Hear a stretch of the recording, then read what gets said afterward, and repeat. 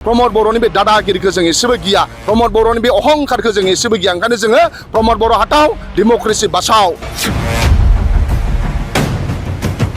डेमोक्रेसिखौ दिनै प्रमोद बर'आ सिमफायबाय बिटिसिनि सिङाव डेमोक्रेसि गैला टटेलि पावारखौ प्रमोद बर'आ हिटलारनि सासन खालामगासिनो दङ सिद्दा डिक्टेटरशिप हिटलारनि सासन खालामनो नागिरगासिनो दं बिटिसिखौ दिनै प्रमोद बर'नि सासन खालाव बिटिसिआव गोबां दाय गैयै मानसिफ्रा फेरेंगामोननि नेतृत्व लानायाव दाय गैयै दंफां फाननानै जाग्रा मानसिफोरखौ बिथांमोनहा गावथारदों दिनै बिटिसिआव डेमोक्रेसि गैला दिनै बिटिसिआव खोथा बुंनायनि मोन्थाय गैला प्रमोद बर' हाथाव डेमोक्रेसि बासाव प्रमोद बर' हाथाव जोंनि राइटफोरखौ बासाय दिनै जोंनि राइट्सफोरखौ टटेलि प्रमोद बर'आ डिस्ट्रय खालामबाय कलाप्स खालामबाय चिरां डिस्ट्रिक्ट बिपिएफनि आफादगिरि गाहाय नेहाथारि बिथांमोननो चिरां डिस्ट्रिक्ट डेपुटि कमिशनारनिफ्राय लाइजाम थांदों होननानै मैया जोंनोबो फोरमायनाय जादों बाइ इलेक्शनाव जोङो भारत देशनि नागरिक हिसाबै जोङो डेमोक्रेटिक सिस्टेमाव आरो जों डिसिप्लिन आरो पिसफुल मेनटेन खालामनानै जोङो लाइमोन बिपिएफआ सिडली समस्तिनि सिङाव गोलैनाय गुबुन गुबुन बाजाराव जोङो बाजार कमिटिनिफ्राय नो अबजेक्शन बिसोरनि एनअसि लानानै बिथांमोननिफ्राय पारमिसन लानानै आरो उइथ इलेक्शन कमिशनार जाय चिरां डिस्ट्रिक्टनि सिङाव थानाय बिथांमोननिफ्राय जोङो पारमिसन लानानै डेमोक्रेटिक भावे आरो डिसिप्लिन आरो पिसफुल मेनटेन खालामनानै सिडली समस्तिनि सिङाव गोलैनाय माखासे बाजाराव जोङो मा होनो स्ट्रिक्ट इलेक्शन जों केम्पेनिं खालामदोंमोन लाइमोन बिपिएफनिफ्राय आरो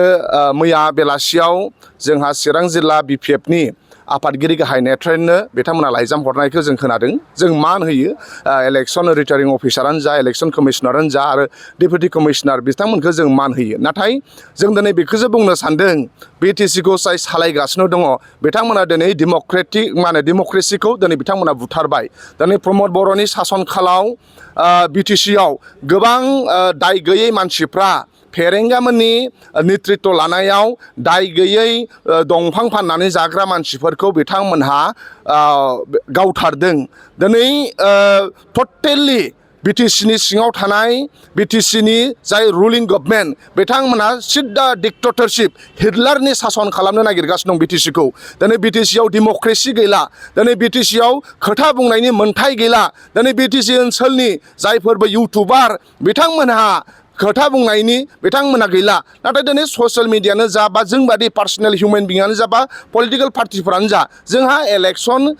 केम्पेनिं खालामनाय मोन्थाया जोंहा दङ भारत संबिधान आरो मडेल अफ कड कन्डाक्ट भायलेसन खालामालासिनो जोङो बिराद डिसिप्लिन आरो पिसफुलि जोङो इलेक्शन केम्पेनिं खालामदोंमोन नाथाय प्रमोद बर' आरो इउपिपिएलआ थोर थोर गिनानै सैथो खोथाफोरखौ जों बाजाराव थांनानै बिथांमोननो फोरमायहैदोंमोन जे दिनै बाजारा मानो डाउन जालांखो दिनै बिटिसिनि मानसिफोरा मानो रां रुफाफ्रा मानो डाउन जालांखो बैफोर बाथ्राखौ जोङो बाजार थांनानै बिनि गुबै दायनिगिरिया प्रमोद बर' बिथांनि जिथु फाइनेन्सियेल जि पलिसि बे रं जानानै दङ बिटिसिनि कन्ट्रेक्टर बेसेबां गिदिर गिदिर खामानिफोरखौ प्रमोद बर'आ बिटिसिनि बाहेरानि माखासे कन्ट्रेक्टरफोरनो खामानिखौ फानदों ओंखायनो जोंनि फिसा बिजनेसफोरा डाउन जालांबाय बैफोर सैथो बाथ्राखौ जोङो रायजो राजाजों फेस टु फेस सावरायहैनायखौ दिनै प्रमोद बर'आ लाजिनाय मोनदों दिनै प्रमोद बर'आ गिदों मानोना प्रमोद बर'आ अयनाय खालामदों बे बाथ्राखौ जों सैथो बाथ्राखौ रायजो राजानो फोरमायहैनाय समाव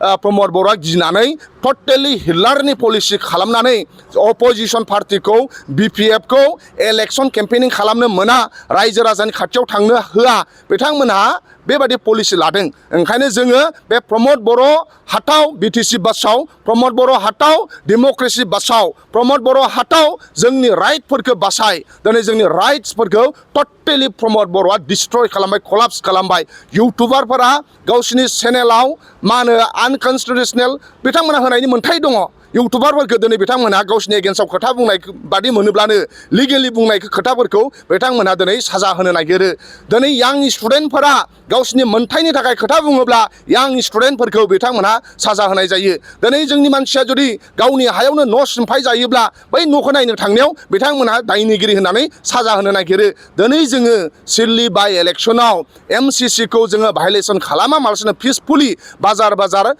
केम्पेनिं खालामनायखौ प्रमद बर'आ थोर थोर गिनानै बिथाङा गावनि पावारखौ रं डाइरेक्सनाव बाहायनो नागिरदों। ओंखायनो जों गिया, इउथ लाइमोन बिफिबा गिया। जोङो भारत देशखौ मोजां मोनो, भारतनि संबिधानखौ जोङो